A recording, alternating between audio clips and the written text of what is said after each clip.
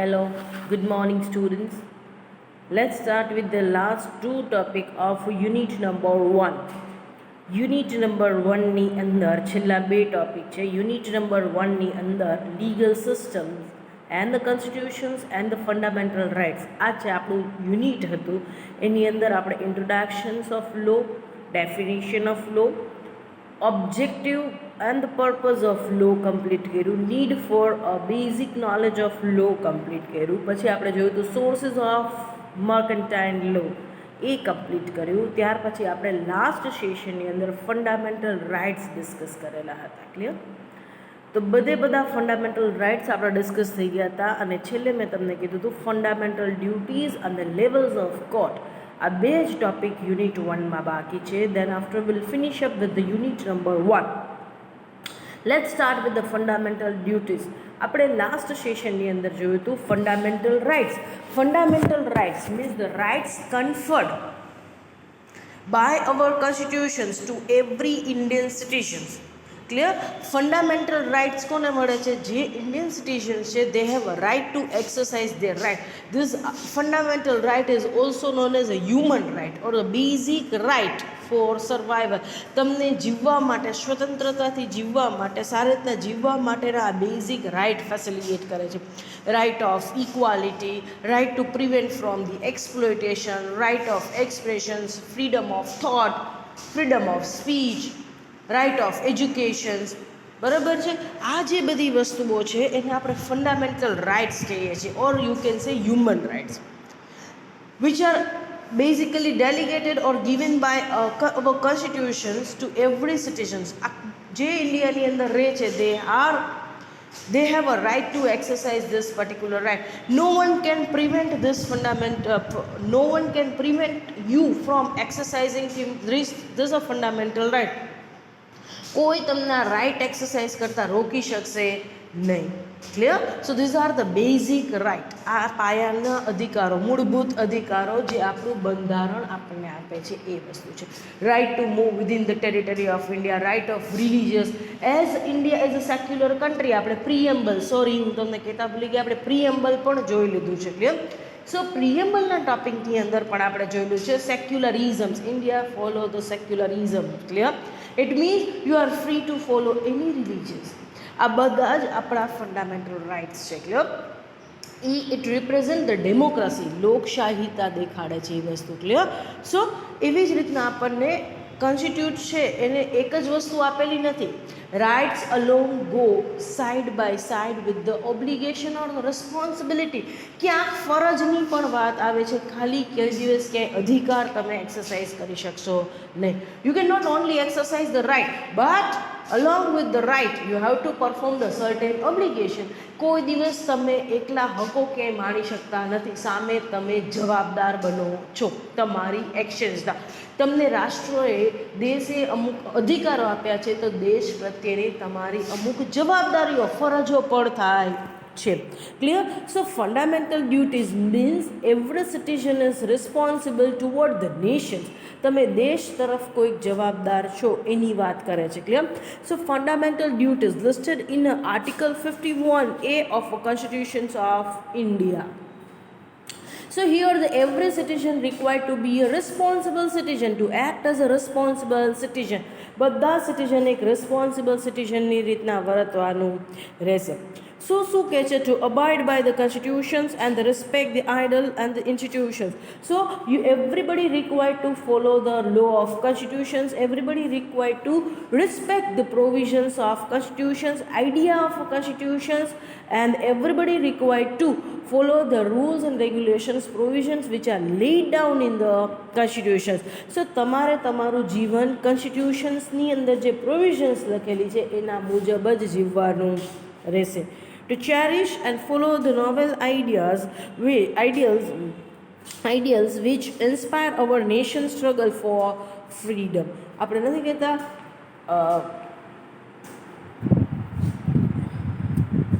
જે લોકો શહીદો થઈ ગયા છે એને તમારે યાદ કરવાનું છે. એને જે કુરબાનીઓ આપી હતી એ કુરબાનીઓ તમારે યાદ રાખવાનું છે અને રિસ્પેક્ટ કરવાની છે. ક્લિયર? સો એનાથી ઇન્સ્પાયર થવાનું છે કે એને નેશનની સ્ટ્રગલ માટે શું કર્યું હતું? Clear?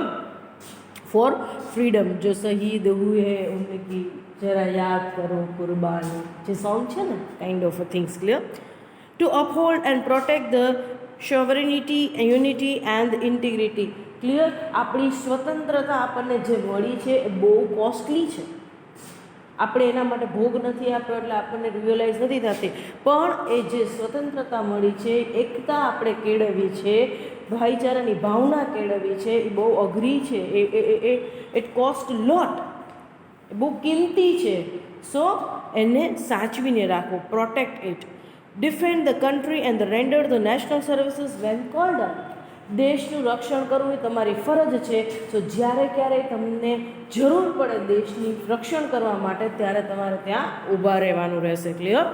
To promote the harmony and the spirit of the common brotherhood amongst all the different religious and the regional diversity.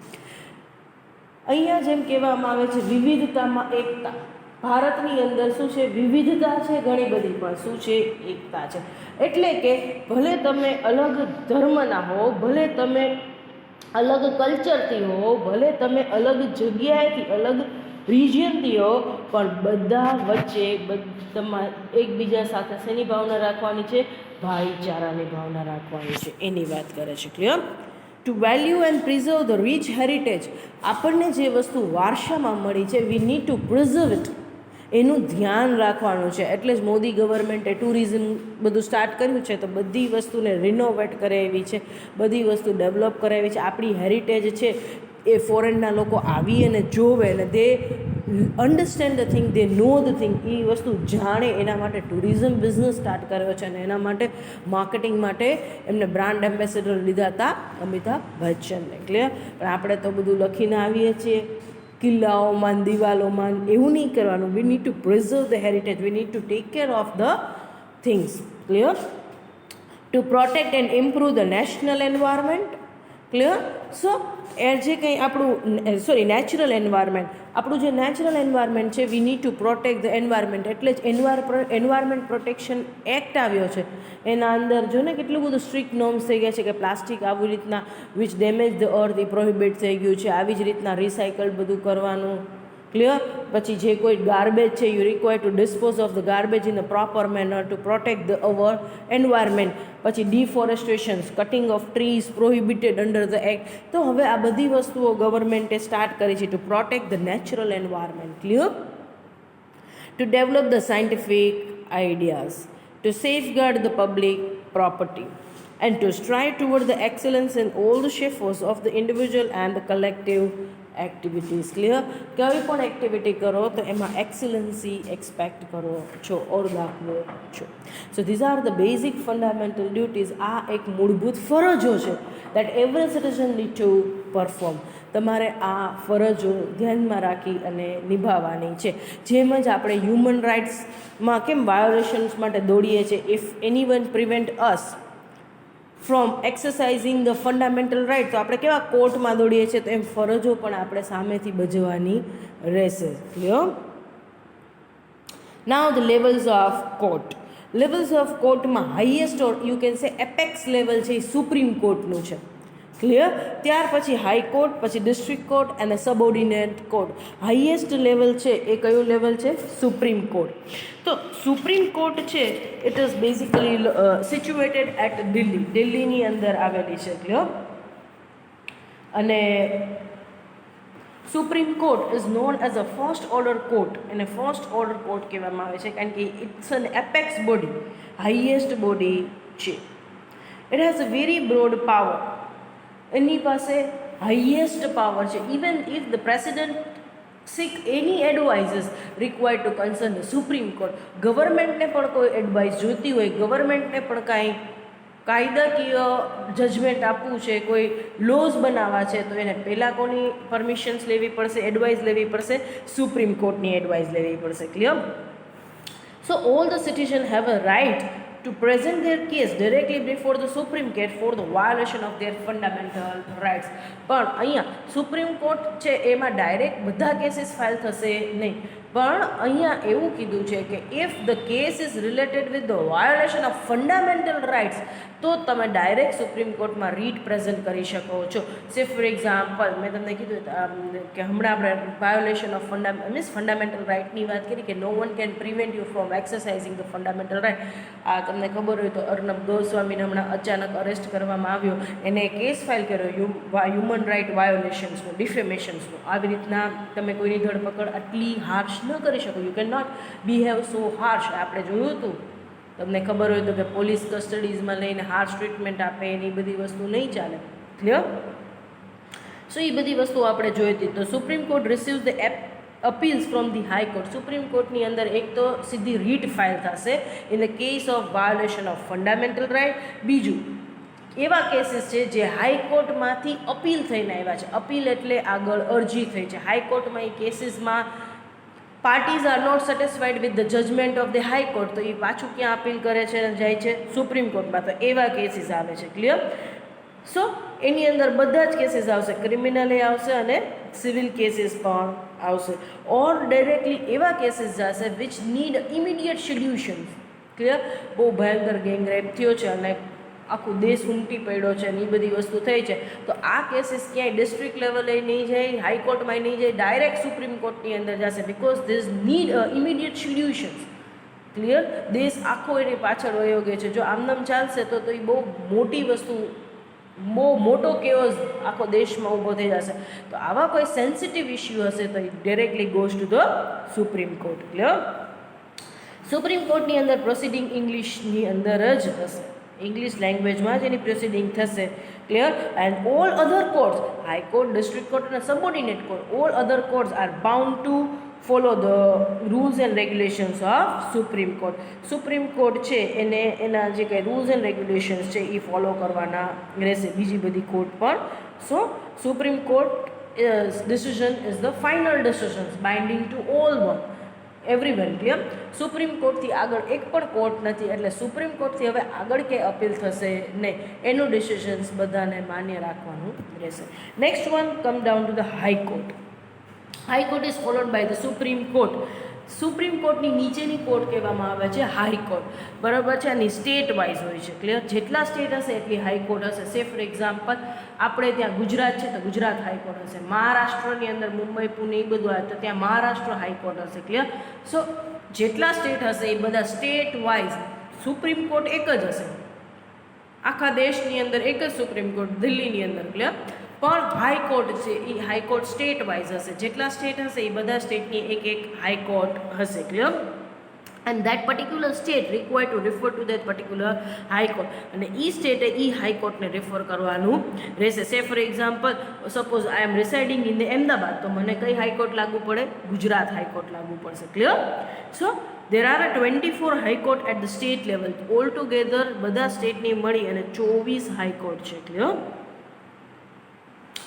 એમ અહીંયા શું કહેવામાં આવે છે કે ભાઈ સુપ્રીમ કોર્ટ છે, બરાબર છે, એનું ડિસિઝન્સ છે એ હાઈકોર્ટે માન્ય રાખવું પડશે, કારણ કે એના ડિસિઝન્સમાં કોઈ વસ્તુ થશે નહીં. સો હાઈકોર્ટ છે એમાં ઘણી બધી કોર્ટ છે. સિવિલ કોર્ટ હોય, ફેમિલી કોર્ટ હોય, ક્રિમિનલ કોર્ટ, બધાના અલગ અલગ ઇસ્યુઝ બધા અલગ અલગ ડિસ્ટ્રિક્ટ લેવલથી હાઈકોર્ટની અંદર જશે. નેક્સ્ટ આવી જાય છે ડિસ્ટ્રિક્ટ કોર્ટ. તો એ કેવી રીતના હશે? ડિસ્ટ્રિક્ટ લેવલે હશે અને establish by the state government. રાજ્ય સરકાર છે એ જે તે ડિસ્ટ્રિક્ટની અંદર ડિસ્ટ્રિક્ટ કોર્ટ બનાવશે. If the district is very small with the population, બરોબર છે, પોપ્યુલેશન એક ડિસ્ટ્રિક્ટમાં બહુ જ ઓછી હશે તો બાજુનું ડિસ્ટ્રિક્ટ છે એ બંને ડિસ્ટ્રિક્ટને મર્જ કરી અને બંને ડિસ્ટ્રિક્ટ વચ્ચે એક જ કોર્ટ રાખવામાં આવશે. એ કેવી રીતના નક્કી થશે કે કેટલી ડિસ્ટ્રિક્ટ કોર્ટ રાખવી, ડિસ્ટ્રિક્ટ વાઇઝ કોર્ટ રાખવી કે બે ડિસ્ટ્રિક્ટને મર્જ કરીને રાખવી? It depends on the cases and the number of population. એ ડિસ્ટ્રિક્ટમાં કેટલા કેસીસ આવે છે અને કેટલી પોપ્યુલેશન છે એના ઉપર ડિસાઇડ કરવામાં આવે છે. સો સૌથી પહેલાં કેસ ક્યાં ફાઇલ થશે? જે તે ડિસ્ટ્રિક્ટમાં. Suppose if I am living in Rajkot અને મારો કોઈ કેસ હશે, સિવિલ કેસ હોય, ક્રિમિનલ કેસ હોય, ફેમિલી કોર્ટનો કેસીસ હોય, કોઈ પણ હોય, તો સૌથી પહેલાં મારે ક્યાં કેસ ફાઇલ કરવાનો રહેશે? ડિસ્ટ્રિક્ટ કોર્ટમાં, જે મોચી બજારમાં છે ત્યાં ડિસ્ટ્રિક્ટ કોર્ટમાં કેસ ફાઇલ થશે. If the parties are not satisfied with the judgment of the district court, તો અપીલ થઈને હાઈકોર્ટમાં જશે અને હાઈકોર્ટથી અપીલ થઈને સુપ્રીમ કોર્ટમાં જશે અને સૌથી પહેલાં ક્યાં જશે? ડિસ્ટ્રિક્ટ કોર્ટની અંદર થશે. ડિસ્ટ્રિક્ટ જજ એની અંદર અપોઇન્ટ કરવામાં આવશે અને ડિસ્ટ્રિક્ટ જજ who will appoint the district જજ? સ્ટેટ ગવર્મેન્ટ અપોઇન્ટ કરશે. ક્લિયર? અને એને આસિસ્ટન્ટ પણ અપોઇન્ટ કરશે if required four division of workload. જો વર્કલોડ ખૂબ જે તે ડિસ્ટ્રિક્ટમાં કેસીસ વધારે રહેતા હશે તો ત્યાં વધારે આસિસ્ટન્ટ ડિસ્ટ્રિક્ટ જજે આસિસ્ટન્ટ ડિસ્ટ્રિક્ટ જજ અપોઇન્ટ કરવામાં આવશે ટુ ડિવાઈડ ધ વર્કલોડ. અને એ કોણ અપોઇન્ટ કરશે? State government. ક્લિયર? હવે નેક્સ્ટ આવે છે સબોર્ડિનેટ કોર્ટ. સબોર્ડિનેટ કોર્ટને તમે વિલેજ કોર્ટ કાં તો લોક અદાલત તરીકે પણ કહો છો. It is a cosy judicial body. Actually court નથી, લાઈક ડિસ્ટ્રિક્ટ કોર્ટ, હાઈકોર્ટ અને સુપ્રીમ કોર્ટ જેવી, પણ કોર્ટ જેવું છે, કોર્ટ નથી, એટલે જેને કોઝી જ્યુડિશિયલ બોડી કહેવામાં આવે છે. ક્લિયર? નાના નાના ગામડાની અંદર સરપંચ હોય છે, ત્યાં આવી લોક અદાલત ભરાય છે. ગામડાની અંદર નાના નાના ગામડાઓમાં કોઈ ઇસ્યુ થાય તો આવા ઇસ્યુઓ માટે લોકો કોર્ટ સુધી આવે એવું ઈચ્છતા નથી કોર્ટવાળા. ક્લિયર? કારણ કે કોર્ટનું લેટિગેશન્સ એટલે કે કાર્યવાહી બહુ અઘરી છે. They don't understand the things. એ લોકોને લખતા વાંચતા નથી આવડતું. How they proceed the legal things. Clear? કાયદાકીય કામ એ કેમ કરી શકશે? એટલે એના લોકો માટે વિલેજ કોર્ટ અને ન્યાય પંચાયત ઓર કે લોક અદાલત આપેલી છે. પીપલ્સ કોર્ટ, લોક અદાલત, પીપલ્સ કોર્ટ. ક્લિયર? એની અંદર શું કરે કે ભાઈ જે ગવર્મેન્ટના એડવોકેટ હોય, પબ્લિક પ્રોસિક્યુટર્સ જેને કહે છે પીપી, બરાબર છે, ગવર્મેન્ટના એડવોકેટ છે, પબ્લિક પ્રોસિક્યુટર્સ હોય છે. એ પબ્લિક પ્રોસિક્યુટર્સ હોય છે એ બધી જગ્યાએ ગામડાઓમાં એ લોકોને જવાનું હોય છે. અમુક દિવસો ફિક્સ હોય છે, ત્યાં એ લોકો જાય છે. ગામડાઓના જેટલા પણ ઇસ્યુ હોય ત્યાં એ લોકો કન્સિલિએશન કરે છે, એટલે કે બંને પાર્ટીનું કાઉન્સલ કરી અને ડિસ્પ્યુટ ત્યાં રિઝોલ્વ કરાવે છે. ક્લિયર? એટલે ત્યાં ને ત્યાં એ લોકોના પ્રોબ્લેમ સોલ્વ થઈ જાય છે. એને કહેવામાં આવે છે લોક અદાલત, લોકોની અદાલત. ત્યાં જ ભરાય છે. અને ત્યાર પછી એની અંદર એ લોકોએ એક રિપોર્ટ બનાવવાનો હોય છે. જે એડવોકેટની બધા તેની ટીમ ત્યાં જાય છે, એ લોકો એક રિપોર્ટ બનાવે છે કે આ ગામડાની અંદર કેટલા પ્રોબ્લેમ્સ હતા અને how they have resolve the problem અને બંને પાર્ટીને કયું ડિસિઝન્સ આપ્યું. એ પછી લોકોએ કોર્ટમાં જમા કરાવવાનું હોય છે, ગવર્મેન્ટને સબમિટ કરવાનું હોય છે. So it's an all about the subordinate court. Clear? So hereby we are completing our unit number 1. Unit number 1 ની અંદર આપણે કમ્પ્લીટ કર્યું objective or the purpose of the law. Second topic આપણે complete કર્યો need for the knowledge of the law. Third topic આપણે complete કર્યો that is the sources of the mercantile law. પછી આપણે કમ્પ્લીટ કર્યું preamble and it's a keyword explanations. Clear? અને પછી fundamental rights, fundamental duties and the level of code. બધા જ topic અહીંયા આપણે કમ્પ્લીટ કર્યા છે. So hereby we are completing with the unit number 1. હવે આપણે યુનિટ નંબર 2 અને 3 થી સિલેબસ સ્ટાર્ટ કર્યો હતો. યુનિટ નંબર 2 અને 3માં ઓલ ટુગેધર આખા સળંગ 12 ચેપ્ટર છે. એ 12 ચેપ્ટર આપણે લોકોએ જોઈ લીધા છે except one chapter. Chapter number 11 આપણું બાકી છે, that is the remedies for the breach of contract. એ આજે આપણે જોઈ લઈશું. ક્લિયર? એ સિવાયના બધા જ ચેપ્ટર્સ 12 ચેપ્ટર આપણા કમ્પ્લીટ થઈ ગયા છે. પછી યુનિટ 2 અને યુનિટ 3 કમ્પ્લીટ થયું. પછી આપણે યુનિટ 4 સ્ટાર્ટ કર્યું હતું, એ પણ આપણે કમ્પ્લીટ કરી લીધું છે. એમાં 4 કન્સેપ્ટ આપણે જોઈ લીધા છે, 2 ચેપ્ટર જોયા છે. Contract of indemnity, contract of guarantee, contract of bailment and contract of pledge. આ 4 ટોપિક અને 2 ચેપ્ટર, ઇન્ડેમનિટી, ગેરંટી, બેલમેન્ટ અને પ્લેજ. પછી આપણે લોકોએ સ્ટાર્ટ કર્યું ચેપ્ટર નંબર 5. ચેપ્ટર નંબર 5 ની અંદર આપણે જોયું હતું કોન્ટ્રાક્ટ ઓફ એજન્સી. એ પણ આપણું આખું કમ્પ્લીટ થઈ ગયું છે. અને ત્યાર પછી આપણે કમ્પ્લીટ કર્યું unit number 1 legal system and the constitutions and the fundamental rights. આ ચેપ્ટર આજે આપણે અહીંયા કમ્પ્લીટ કર્યું. લાસ્ટ ચેપ્ટર આપણે બાકી રહ્યું હતું યુનિટ નંબર 2 અને 3નું remedies for the breach of contract. Clear? આ એક જ ચેપ્ટર આપણું બાકી રહ્યું હતું. એ મેં તમને કીધું હતું કે એટલે લાસ્ટમાં કરાવીશ કે કોન્ટ્રાક્ટ એક આખો આપણે 12 ચેપ્ટર્સમાં ભણ્યા.